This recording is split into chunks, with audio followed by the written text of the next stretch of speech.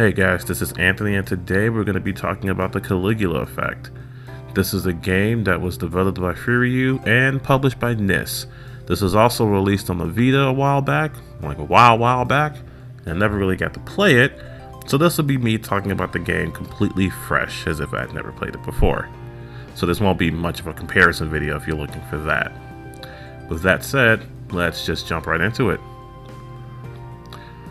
So once you've answered some questions and named your character, you are dropped into the world that you quickly realize is not real because you are one of the few people who can see out the glitching and weird occurrences.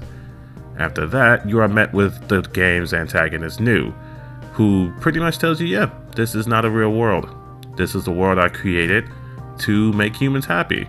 But seeing as though she's an AI J-pop vocaloid, she doesn't quite understand why you'd want to leave and doesn't let you.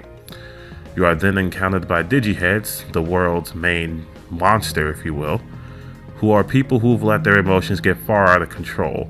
Shortly after, you are met with Aria, who's pretty much your main vocaloid friend, who helps you get to what's called the catharsis effect, which is when you let your emotions pour out, but she can help you control it and turn it into weapons to help you fight the digiheads.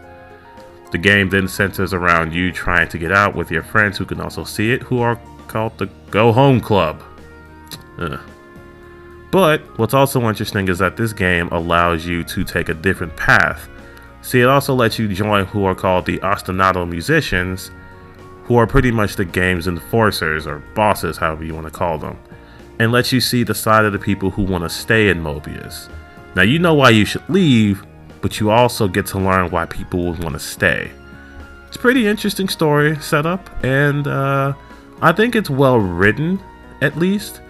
However, we'll get into other problems I have with the story later on. But first, I really want to talk about the gameplay because that is probably my favorite part of the entire game. Alright? Alright. Now, the gameplay is going to be split into two parts. One is dungeon crawling and turn-based combat. The other is going to be clue gathering and social linking. We're first going to talk about the dungeon crawling, which I think is easily the more interesting of the two, because the turn-based combat is amazing. So, it works this way. You have 4 characters and each of them get 3 actions. You get to see how each of those actions play out, and it's pretty cool because nothing is guaranteed, so you also have to think about, well, what happens if something doesn't work? What's my backup plan? Or you can just go all in and see how all your actions play out and hope it lands. And you also have to consider everybody's actions because some moves only work in certain conditions. Some moves are counters, some moves depend on the enemy being in a certain state, so on and so forth. And messing up those combos could mean death, or so that's how it's intended. Unfortunately, at least on normal difficulty, this makes the game really easy. What usually ended up happening for me is that I would just mash X until the first moves are all done and then boom, the enemy's dead. The only time I really faced a challenge in this game is when I was facing an enemy more than twice my level. And even then, we won, which means that, well, maybe we got lucky, but more often than not, when you're facing characters around your level, the game's really easy. Even bosses, we can take those down in just one turn. And to compound that issue is the fact that there is no potion or ether management here, because once a battle is over, you get all of your health and SP back, and any characters that are downed are revived. So if that sounds like a problem, I highly suggest that you play this on the harder difficulty where you'll get to see how this battle system really shines. Now, the other portion of that is the social linking and clue gathering. Clue gathering is, just advancing the plot. But the quote-unquote social linking that I keep mentioning, there's 2 parts to that. The first part is talking to NPCs. Now, there's about 500 or so to talk to, and each of them gives you an item to boost your stats once you're done talking to them. Problem being, you have to talk to each of them 3 times, and they are boring. They are very, very boring. Some of them have such menial problems like talking to a girl in class or making a speech or just really small things. And that sounds fine, but you're doing this for 500 characters. And even then, I don't really think you have to go through all of that because, like I said earlier, the game's pretty easy, so you really don't need to go through all the stat boosting, especially when item drops in this game are pretty ridiculous.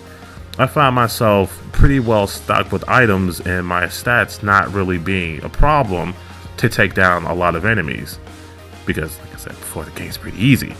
So the only social linking that really matters, at least to me, is between the main characters, where you get to learn, well, what are their traumas, because you're in Mobius, which means you have to have some sort of a problem that made you want to get away from the real world.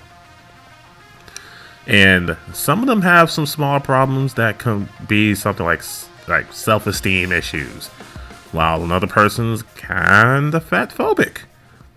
And you get to learn all this stuff as you talk to them, you rank up your social link with them. It's pretty Persona-y. I really didn't want to make that comparison, but I kind of can't get away from that. Now, what's also interesting is that you can take on like I said earlier, you can take on the role of the astronaut musicians, and you can start talking to people, learning about why they're in the world and why they want to stay and whether or not they like it. And it gives the bosses some characterization because you get to talk to them as well. It's pretty cool, and I like it because otherwise this game would have been really boring. Like, oh, well, we're the good guys and we want to leave, so we gotta do good guy stuff to leave. And honestly, that was kind of dull for the first, I would say, 5 or so hours.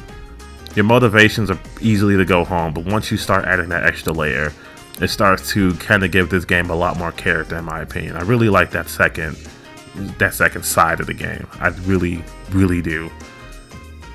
And if you guys decide you wanted to get into this game and play it for yourself, I think you will quickly see why I find this to be one of the more interesting parts of the game. So now let's talk about the music. Now, the music in the game is fine. I like it. But it can really get on your nerves after a while because a lot of these dungeons are really long. And I'm talking about an hour to 2 hours if you're taking your time and grinding. And you're hearing the same song over and over and over. The only time it changes is when you get into battle and you start hearing the vocals. But otherwise, you are hearing the instrumental of that song over and over. So you have to really like those songs to be able to deal with that, or else, well, I feel sorry for anyone who doesn't like J-pop. Otherwise, the music is great in small doses. Thankfully, there's plenty of save points, so if you really get tired of it, you can just save and turn it off for a bit, like I did. Sound design is mostly alright. There are sometimes I really didn't understand why there was no sound, like when you run up on an enemy and you kick them like you see me doing sometimes in this video to kind of get the edge on them. There is no sound when you do that. There is no feedback that you've hit them. It's just, well, you hit them, so now you got the advantage. Or a bow and arrow making gun sounds for some reason. Not really sure what that's about, but that's a thing. But I kind of feel like those are little really minor nitpicks because they don't happen so often that it ruins the game or anything. But what kind of does get in the way of the game a lot is its visual presentation. Now, like I said, a lot of this is dungeon crawling, which means the dungeons should look cool, but they just kind of look the same. Now, this is going to sound strange, but the school is always going to look like a school, and every part of it looks exactly the same. It sounds kind of weird because, of course, it's a school. It's not going to look that different, but then there are other parts. Like there's a part that's a mall, and every building looks almost the same. Like every block of this quote-unquote mall looks exactly the same. And these maps are huge, like really, really huge. Like you can get lost in these places. Like you have to have the map up to get around most times because everything looks exactly the same. It's kind of aggravating because getting lost becomes really easy when you have no landmarks, when you have no sense of direction, because everything, there's no distinction in the dungeon maps. And as far as character models, they look so different from their key art. It's just wow. They don't look awful, but compared to the art and the drawings that they have when you pulled up their portraits, it is quite a wow. And I'm also bothered by the fact that when they talk, their mouths don't move and little things like that. And I get that this is a Vita port, but some of these designs look a little rough in my opinion. Again, could be a bit of a nitpick, but I kind of wish that some things were a little bit more improved. But at least animations look fine. I do like how some of the animations look like shooting a gun and coming back like that. Like that's kind of cool. You look kind of cool dashing up on enemies and attacking. There's a lot to like in the animations, even though some of them may look a little goofy. Like one of your characters swings a giant sword in midair, and it's it's silly looking, but it's inoffensive. I would say. Again, that could be a bit of a nitpick, but it's something to be aware of, I think. Alright, so let's get into some final thoughts. The things I love: the battle system and the setup of the game. Because without that second part that lets you see the other side, I really think this game would have been really boring. It kind of was for maybe the first 5 hours, but then I got that part and it started getting better to me. Things I didn't care for that much: the visual presentation, how much I had to hear the music, even though I kind of do still like the music. Some of it's infectious and it's stuck in my head, maybe because I've heard it too much, who knows. And how easy the game starts, because like that added to the boredom that I was already feeling from the story. Because an easy game like that, like this is just dumb easy. But again, play on hard mode, you really won't regret it. So, that all said, should you play this game? Well, if you don't mind a lot of JRPG tropes, if you really want a good combat system, if you really like J-pop, I would suggest this to you. Would I suggest this to you at maybe full price? That's debatable, because this isn't a bad game. By no means is this a bad game. It's just a bit of a flawed game. And those flaws, while kind of minor, do stack up. The dungeons are long. The music can get annoying because the dungeons are long. It isn't a visually stunning AAA game, which, who really cares about that these days with games like this? This is still an interesting game. This is a game I think people should experience in its current state. At least on PlayStation 4. I don't know much about the Switch version, but I can imagine that it may not be the greatest running game, because performance on the PS4 wasn't exactly perfect, but it wasn't terrible. So I can only imagine that the Switch struggles a little bit. However, I do think this is a game that people should play. If I had to give it a letter grade, I would probably give it about a C. B-. We'll give it B-. So, with that said, what do you guys think? Have you played this game before? Did you play it on the Vita? Are you excited to play this game? Let us know in the comments, and we will talk to you all soon.